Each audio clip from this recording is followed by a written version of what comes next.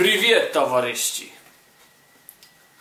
And welcome to another episode about photography and classic camera equipment. Today we're going to do an unboxing video. Well, I'm not a big fan of unboxing videos, but I got a very special camera today to show you. So I decided to do an unboxing video, and here it is.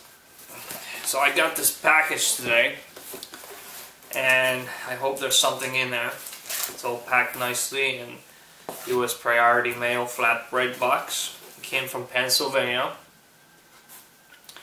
and we're gonna see what's inside. Although you already know what's inside because you read the title and you clicked on this video. So in order to unbox that camera, you need a box knife. And here I'm using my old hickory 12-inch maybe knife, and we're gonna go ahead and open up the box.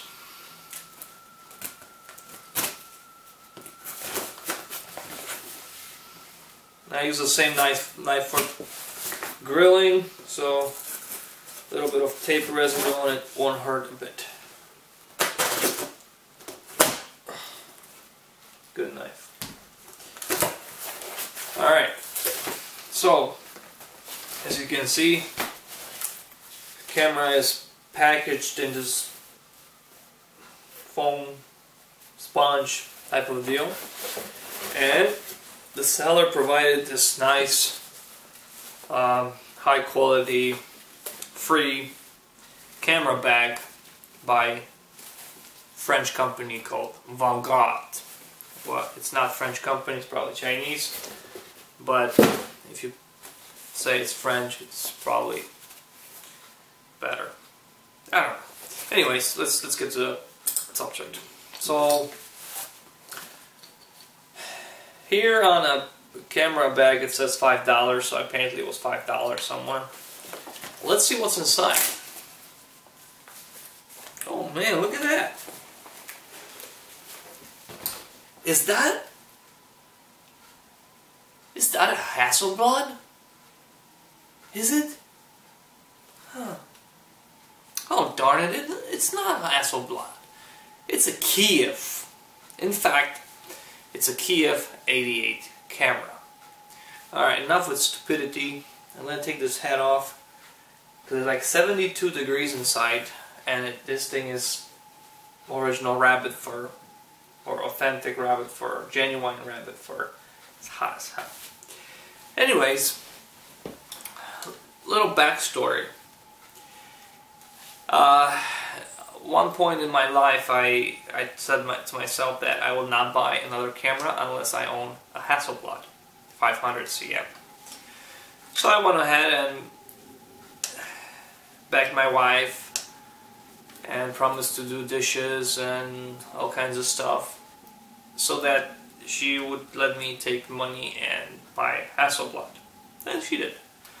So after spending $1,300 for a newer, I'm talking 1990s Hasselblad, chrome and everything, oh man, I was so happy this thing came in. Oh man, I was all over it. I loaded film and I shot with it, and I returned it.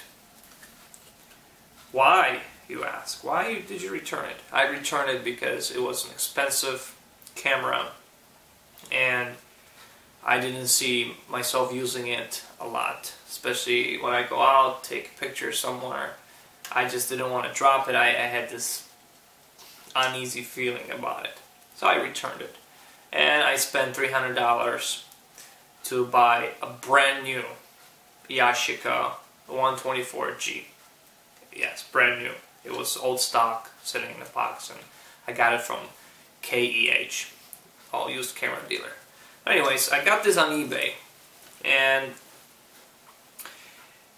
after I sold the Hasselblad, I was eyeing one of these things, and it looks just like a Hasselblad, but it's not. It's not near the quality of Hasselblad.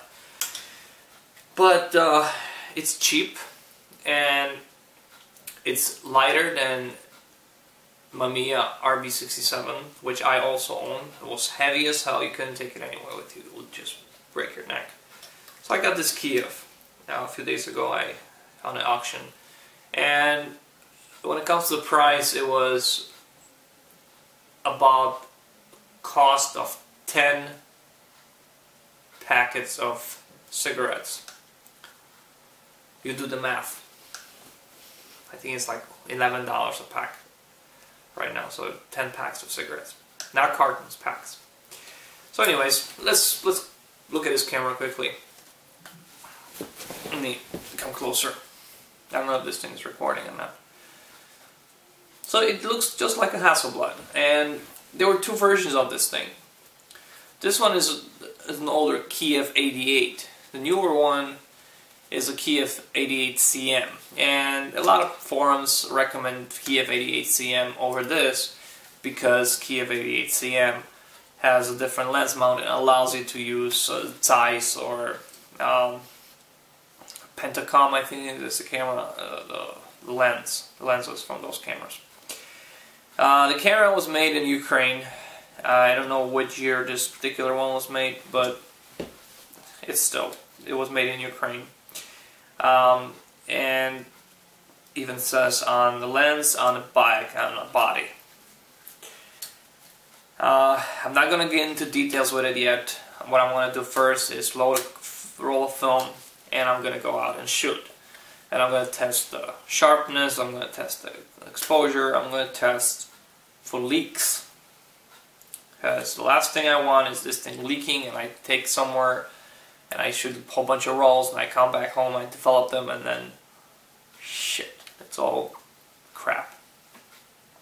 Anyways, it has a PC Sync outlet. It just like a Hasselblad. I mean, it's the same size and looks good. The lens is not a Carl Zeiss lens. It's let's see what it is. It's an R-shit. Oh, I'm sorry. It's RSAT B 80mm f2.8 lens, which is really good. But I want to see in terms of sharpness what it can do. So let me just open up the hood. A lovely sound, just like the Hasselblad would make.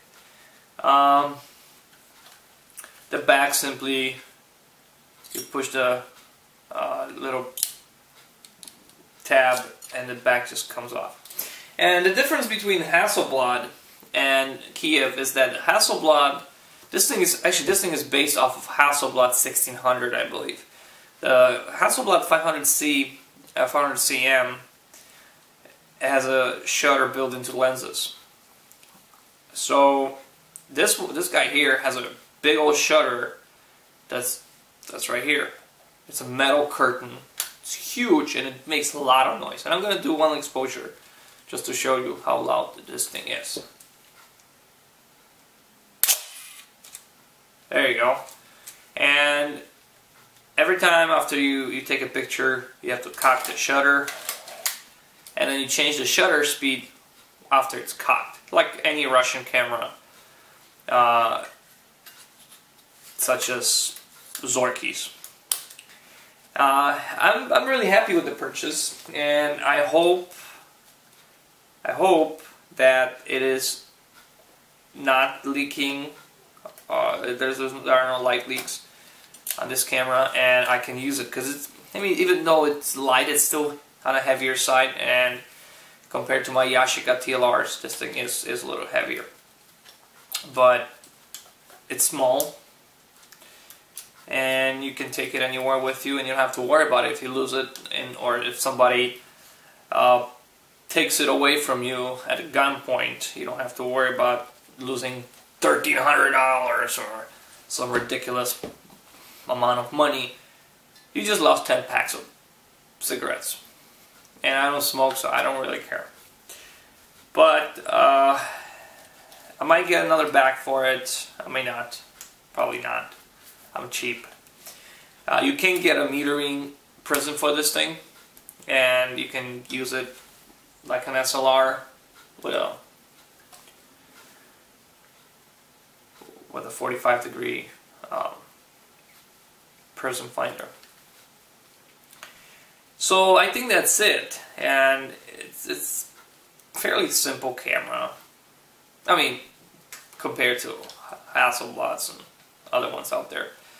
And I'll do an in-depth video some other time after I shoot some rolls through it, after I confirm that it is in fact good working condition, and then I'll make an in-depth video on how to use it. But for now, I'll put my Russian head away, I'll throw this box out, and I'll throw this out as well. Yeah, it's just crap. And right now, the most important thing for me is to go to the kitchen and cook some dinner, because wife is coming home, and if there's no dinner ready, I won't be able to make more videos for you guys so you can enjoy it.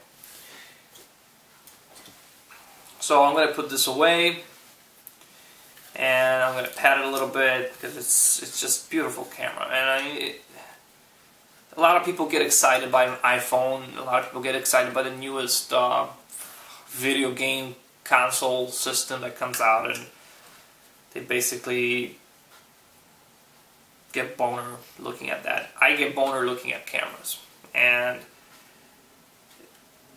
you have to understand that. Yeah, you have to understand that. To me, these are works of art, and even the Russian knockoffs are still work of art, and especially German cameras. They're just beautiful. You look at them; they're like classic cars. They're just beautiful. They don't make cameras like that anymore. That's it. If you look at a current Hasselblad, looks like a 1990s video camera. These, I mean, chrome, the details, it's just amazing. So I get really excited about those, and I drool over them, and they rust. So I'm going to put this lens cap on, and it's got the original lens cap. Seems like it because the logo on the side says so. So I'm going to put this on, put this camera away, and I'm going to stop the video and I'm going to upload it. That's it, guys. Until next time, thanks for watching.